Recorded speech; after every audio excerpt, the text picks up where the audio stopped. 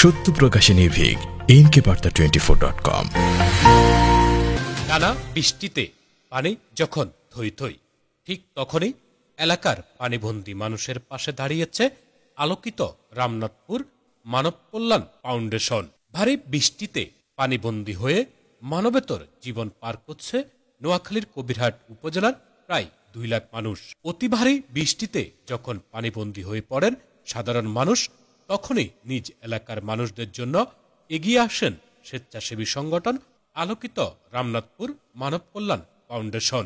2 নং সুন্দরপুর ইউনিয়নের 3 নং ওয়ার্ডের স্বেচ্ছাসেবী সংগঠন আলোকিত রামনাথপুর মানব কল্যাণ ফাউন্ডেশন রামনাথপুর গঙ্গাপুর এর পার্শ্ববর্তী এলাকায় পানিবন্দী নিম্ন আয়ের মানুষদের মাঝে বাড়ি বাড়ি গিয়ে ত্রাণ সামগ্রী পৌঁছে দেন আলোকিত রামনাথপুর মানব কল্যাণ ফাউন্ডেশনের সদস্যরা। উক্ত ত্রাণ বিতরণ কার্যক্রমে রামনাথপুর এলাকার কিছু প্রবাসী এবং দেশে থাকা কিছু ব্যক্তির আর্থিক সহযোগিতায় সংগঠনের সদস্যদের অক্লান্ত পরিশ্রমের মাধ্যমে এই মানবিক কাজগুলো চালিয়ে যাচ্ছে আলোকিত রামনাথপুর মানব কল্যাণ ফাউন্ডেশন। এছাড়াও রামনাথপুর হাঁচকি দোকান, মাদ্রাসা বা অত্র এলাকায় আশ্রয় নেওয়া মানুষদের রান্না করা খাবার সরবরাহ করছেন আলোকিত রামনাথপুর মানব কল্যাণ ফাউন্ডেশনের সদস্যরা।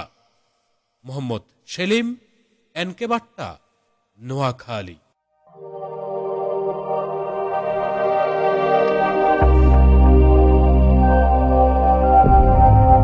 সত্য প্রকাশে নির্ভীক nkbarta24.com।